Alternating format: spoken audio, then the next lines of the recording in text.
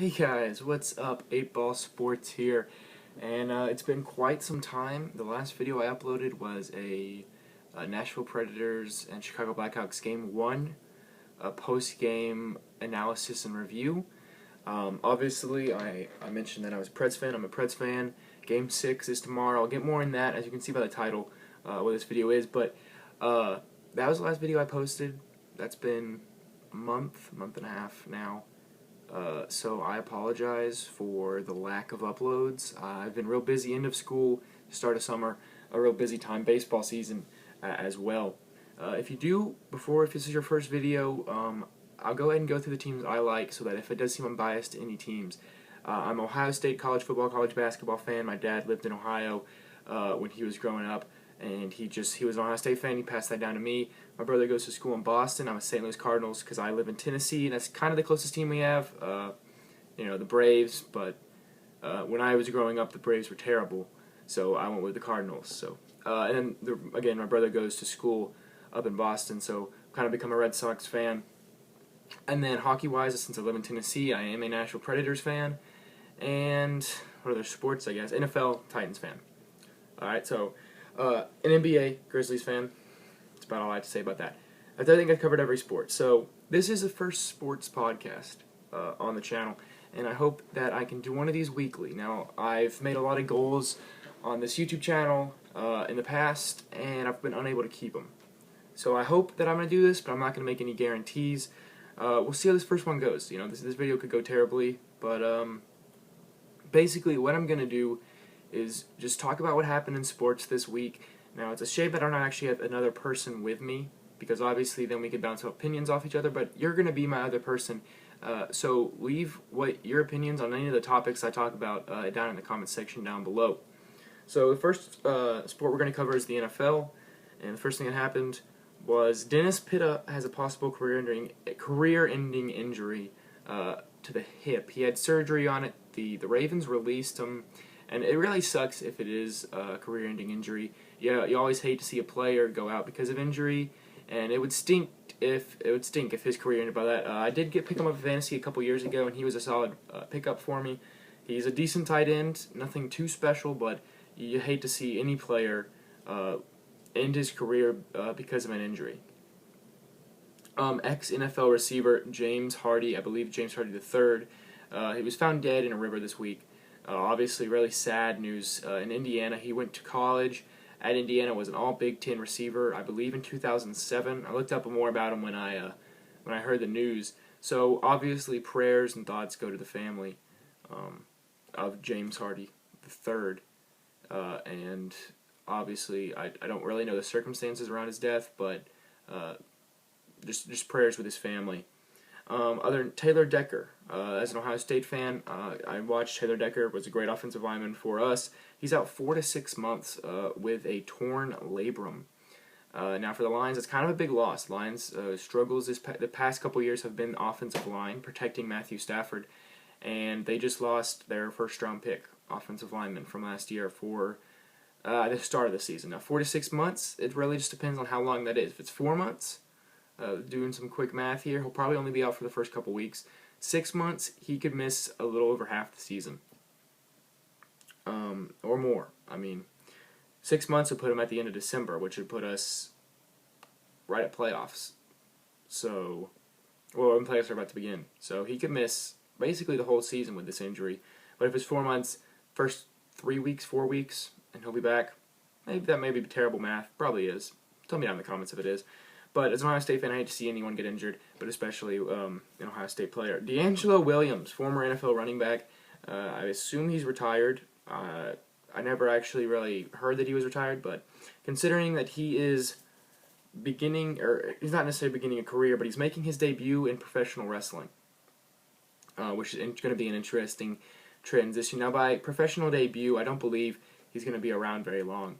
I believe it's on Impact Wrestling or something like that. I don't watch much wrestling, but I believe it's something around those lines. June 2nd.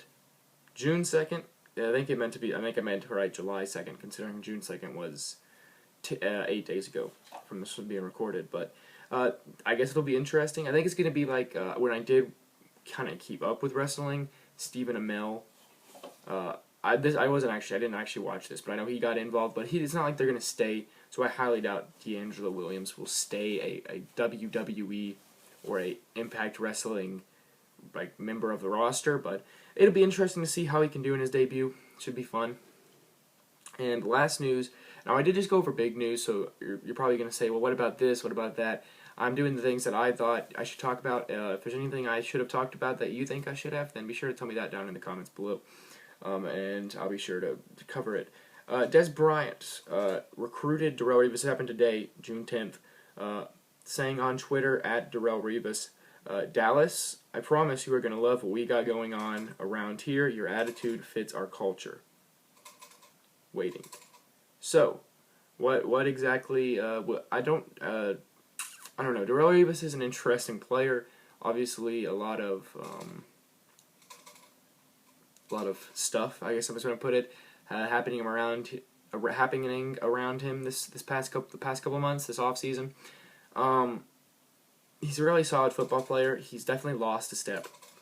He's gotten older and he's lost a step, as most football players do, except for Tom Brady. Most players that get older, they're going to lose a step in any sport: baseball, football, hockey, anything. You're going to lose. You're going to slow down, or your eyesight. Something's going to happen that's going to force you to improve your game in different ways. And if Darrelle Revis can do that, he can still be a top 2 corner for the Cowboys. Probably the number 1, to be honest, because the Cowboys secondary is pretty god-awful. But for any team, I think he'd be a top 2, maybe a 3rd. For most teams, a few teams obviously have the exception, but for most teams, if he can keep his game at a solid level, he could be a top 2 corner. All right, so we're moving on to MLB, and first thing happening, we'll go with. Oh, actually, there was one extra thing. Watch Adrian Peterson reenact his bad lip reading. I watched this just a couple days ago, and if you haven't watched NFL bad lip readings, you're definitely missing out. That's some hilarious content here on YouTube. But Adrian Peterson, his famous line is, "Orange peanut for me, I accept you." I'm pretty sure that's how it goes. And so they had him saying it. He didn't necessarily make it as funny as I thought he would, but it was still pretty comical to see him saying his line and not actually having to make it a bad lip read. So things to watch in MLB news. John Legend and Chrissy Teigen's daughter threw at the first pitch, which is pretty adorable. Yeah, it's pretty adorable. And I'm not a guy that's going to be all, oh, how adorable that was and that this is, but that was pretty cute. And then Bryce Harper literally hit the cover off of a baseball, if you haven't seen that. Now, it wasn't like a home run or anything. It was a foul ball, but the cover ripped off the baseball, which is pretty extreme, showing how hard he swings. Now, MLB is an interesting sport to try to cover what happened over the past week, because MLB just has such a long season that I could say like the record of each team. I could go over each game each day, which obviously would take some time. So I kind of just hit the main points. Ervin Santana threw a complete game shutout today, or not today, but a couple days ago, and Carlos Martinez threw a complete game shutout today against the Phillies. Ervin Santana did it in 91 pitches, which is insane, and Carlos Martinez threw a 100-mile pitch in the 9th inning, which is also insane. So both those guys did something very impressive. Some injury news. Kevin Kiermaier, big loss for the Rays here. The Rays actually having an okay year. Don't think they're going to make the playoffs. But, it depends on what the Rays would want. Compared to recent years, this is an okay year. They're not going to make the playoffs. I don't actually know if they're above 500. If they are, it's just barely. I believe they're below. But Kevin Kiermaier out for 2 months with a hip fracture, and that's going to stink. I think it does raise the question of who's going to be the Gold Glove outfielder that replaces Kiermaier, because I think for sure he had that spot locked up. He's such a elite defender, or does he still get it? Missing 2 months of the season is missing, I would say 50 to 55 games. So that's pretty extreme. But can a guy still win Gold Glove only playing 100 games a season? I guess we're about to find out, or we'll find out at the end of the year. In Pirates news, Tony Watson was removed as the closer. Just a couple days ago, the Pirates manager, who I don't know his name, sorry, but he said he had faith. He was going to stick with Tony Watson. Even though he was struggling, he was going to stick with him. I don't know if Tony Watson blew another save or something else happened, but All I know is that he was announced that he will not be the closer anymore, and that Juan Nicasio and Felipe Rivero, who Felipe Rivero has been spot on this year, really, really fantastic, and Juan Nicasio is a pretty good reliever himself. But I really like Felipe Rivero, still fairly young. I think he's like 26. Alexa, how old is Felipe Rivero? Felipe Rivera died in 1995. He was 23 or 24 years old when he died. Alright, well, Alexa has a different Felipe Rivero. So, yeah, Rivero. I may have been saying Rivera, but Rivero. Also, Dallas Keuchel, more injury news, headed to the 10-day DL, so hopefully nothing serious. I think he's 9-0. The Astros themselves have been fantastic. The first team to 48 wins before the end of May since the 2001 Mariners. Unluckily for them, the Mariners did not go on to even make the World Series, I don't think. I know they didn't win it, obviously. So the Astros, they've been fantastic. Correa, Altuve, Springer, Josh Reddick has been really good for him. Marwin Gonzalez. I'm sure I'm missing some star player that you guys are going to hate on me for, but I mean, Jake Marisnick has been great. They have such a such a solid hitting core with a decent pitching staff. I do think they're going to need another ace. There's a fly. I do think they're going to need another, not necessarily ace, but they're going to need another solid pitcher. Their pitching staff is solid, but I don't think it's World Series. I tried to catch it. World Series caliber quite yet. Dallas Keuchel, though 9-0, his ERA has been fantastic, but he is going to the 10-day DL with a neck injury. This fly is bothering me. I'll be right back. Okay, back to the video. I think I was talking about Dallas Keuchel. Only a 10-day DL, so nothing too serious, hopefully. And with a neck injury, if you were wondering what type of injury it was. And for the Cardinals news, my favorite team once again, but Johnny Peralta DFA'd. About time. He has had a terrible start to this year. There's no place for him on the Cardinals roster. And Colton Wong was activated from the DL. They actually announced a press conference yesterday for 2 o'clock, and many people, well, not many people, but people speculated could be Mathena firing. 7 straight losses. Ever since 2011, the organization has really been going down, in my opinion. But not firing, not necessarily surprised, but not a firing. But they did make some changes to the coaching staff, as well as that one change sending Peralta, or designating Peralta for assignment. But now on to NBA news. Again, a lot more MLB news I could talk about. If you want me to talk about any of that stuff, just leave it in the comment section below your opinion, and I'll be sure to reply and start a conversation with you about my opinion on the topic. In the NBA news, there's not too much to say.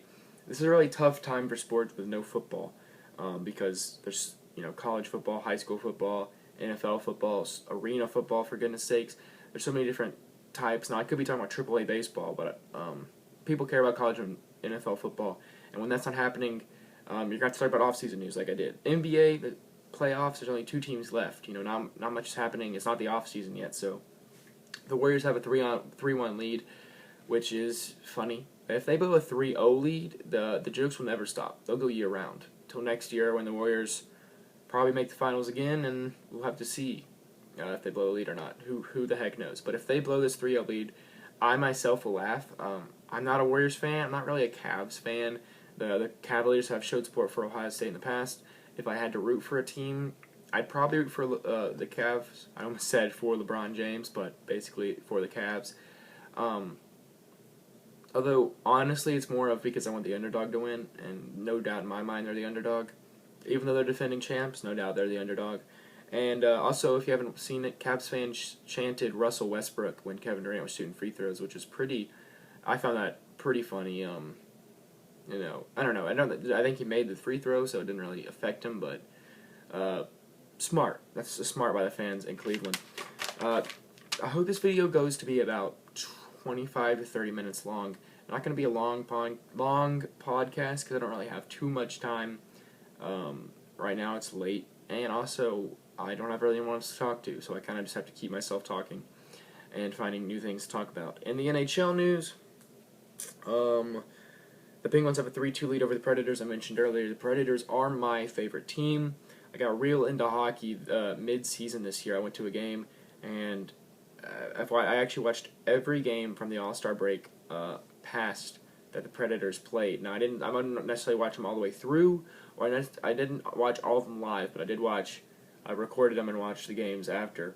So, yeah, I'm a Preds fan, not a bandwagon, although we have had quite a lot of them coming just from Nashville that didn't really keep up with the team until now. But Penguins have a 3-2 lead. They crushed them in Game 5, and this is going to be one of the things I mainly talk about. So if you don't like hockey, sorry, I'm about to go kind of into it. Game 5, Penguins won 6-0. Really tough loss for the Nashville Predators. The good thing about it is that if we had lost 1-0 or we lost 6-0, the same result happens. It could have been a heartbreaking loss. It could have been a blowout loss, which it was a blowout loss, but we got the loss either way. Same thing with the Penguins. They could blow out a team or they could win by 1, and they get the win either way. So it's a 3-2 series lead. The blowout, I don't care that much about. Pekka hopefully can play as good as he did the first 2 games at home. If Pekka Rinne can play as good as he did the first 2 games at home, we're going to force a Game 7, which, in my opinion, as a Preds fan, is all I want to do. I don't think we're going to win the Stanley Cup. I don't think we're going to be able to win in Pittsburgh.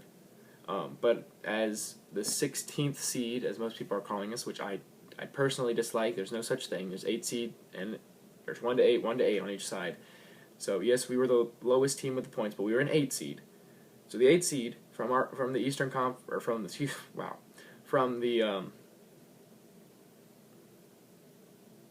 I completely blanked.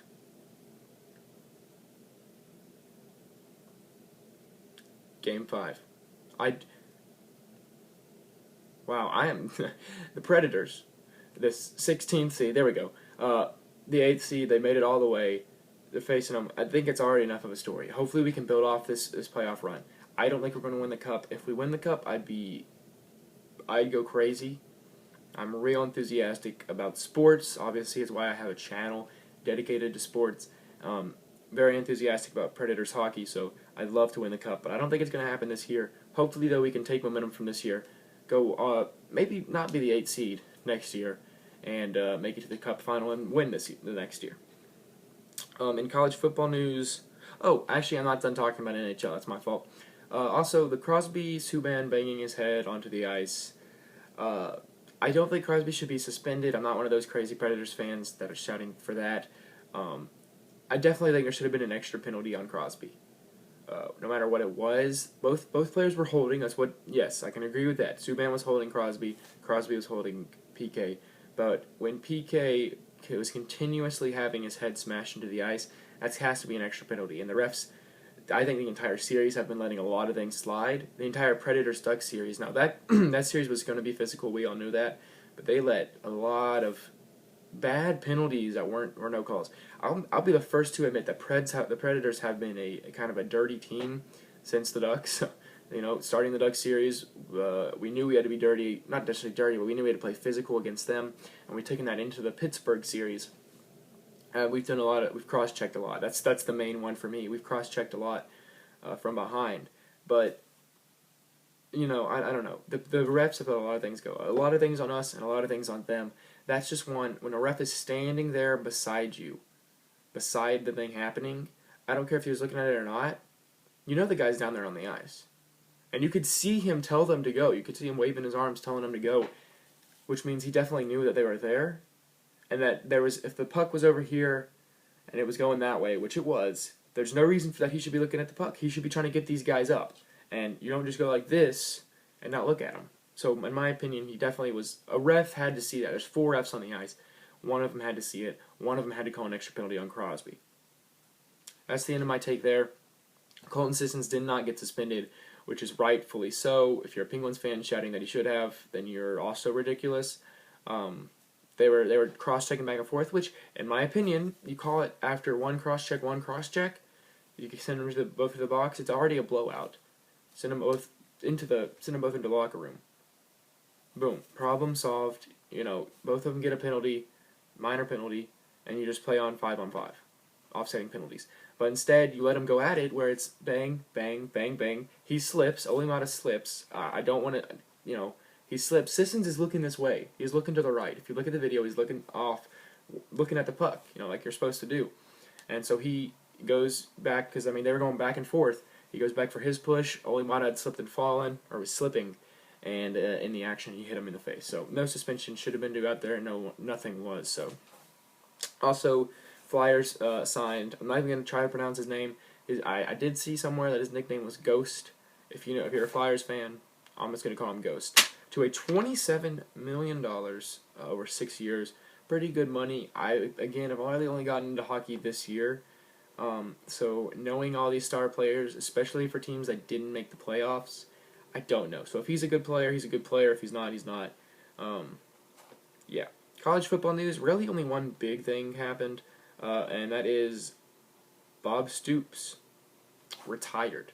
Now, for Ohio State, we do play them. I thought for sure Bob Stoops was going to be the head coach. It's a little sudden, and it does lead me to believe there's been some speculation that he will take an NFL job next year. That a team has basically already said if our coach, the head coach of, I don't know, the Rams or any team that fails next year in the NFL, I think Bob Stoops will be the head coach of an NFL team. I don't think he'll be very good. I don't think Bob Stoops was a very good college football coach. And if you're an Oklahoma fan, I'm not just saying that because I'm a Ohio State fan. We beat you, and I want to beat you this year. He's not a great recruiter, and I know Oklahoma is a tough place to recruit because it's kind of in like, it is in the middle, but it's kind of in the middle of nowhere. But he did not win a championship with players that he got. He came in and he won a national championship, but that was with remaining players from the previous head coach. So since I believe they won in 1999, since that he had not won one. He had recruited. He had, I think, made it to a couple. I don't really know if Oklahoma made it to a couple, but he had not won a championship, and he had choked in some big games. He's won as many Big 12 championships as he won, but no offense to any Big 12 team. I'm trying to keep the comment section from hating on me too much, but the Big 12 is a weak conference. So you can agree, disagree with that, but that's just the simple facts. The Big 12, especially the past couple of years, has been a pretty weak conference. Ever since Texas has not become the superpower they once were with Vince Young, it's really just been kind of Oklahoma. TCU has been good a few years in there. Baylor had its run with RG3, but it's really a weak conference, so you can win as many of those as you want. I don't think it has nearly as much value as any other Big 5 conference championship, especially because you don't have to play for it. You have to play regular season, but there's not a championship game. And Bob Stoops, I don't think was a great coach. I think he was a solid coach. I think he was a good coach. I think he kept a job for 18 years because he was doing something right. He did get big players to come, but he didn't get enough of them, and he couldn't build the team. Now, the interesting thing is that Lincoln Riley, the offensive coordinator, I do believe, or assistant coach, is something. I know he was somewhere. I think he's the offensive coordinator, which to me is going to be interesting on how he deals with defense. Because if you watched Oklahoma the past couple of years, defense has been their main issue, in my opinion. They've had a lack of it. The Big 12 is known for not really having defense. The Big 10 is known for being a defensive conference. The SEC is known for being, Alabama at least has been known for being such a dominant defense. But the Big 12 has always been known for being the exciting offenses and the lackluster defenses. How will a offensive-minded coach, now head coach, assess the defense? Because last year, when Bob Stoops, who I wouldn't necessarily say was offensive-minded, but, he was a head coach, wasn't an offensive coordinator. He was the head coach.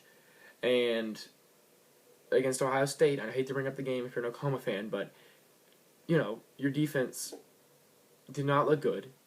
They didn't look terrible, but they did not know how to guard a guy named Noah Brown.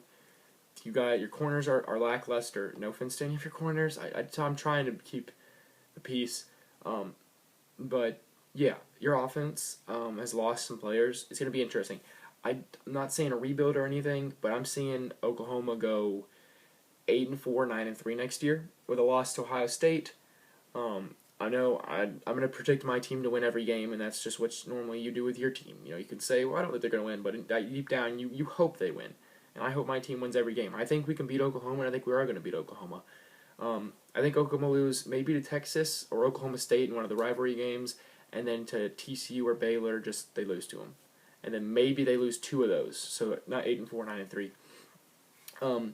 But then I think Lincoln Riley could maybe be a really good head coach. He's shown really promising signs on the offensive side of the ball, and on the defensive side, I think they just need to get. I don't know. They need to figure out something. they don't necessarily need an elite defense if they have an elite offense. They just need a mediocre defense, which is something they've not had in a long time. All right, that's the end of college football news. College basketball, just quick note, Ohio State note. Thad Matta was, well, he wasn't fired, but he retired. In my opinion, he was going to be fired if he didn't retire. I think they gave him the option, and he chose to go out on top. Not necessarily go out on top, but he chose to go out with his dignity. Instead of being fired, he decided to say that he was stepping down because of health problems. That's my honest take on it. I love Thad Matta. He was a good basketball coach. Wasn't great. Kind of similar to Bob Stoops, in my opinion. He just was never really able to get it done with a win. He did make it to some big games, and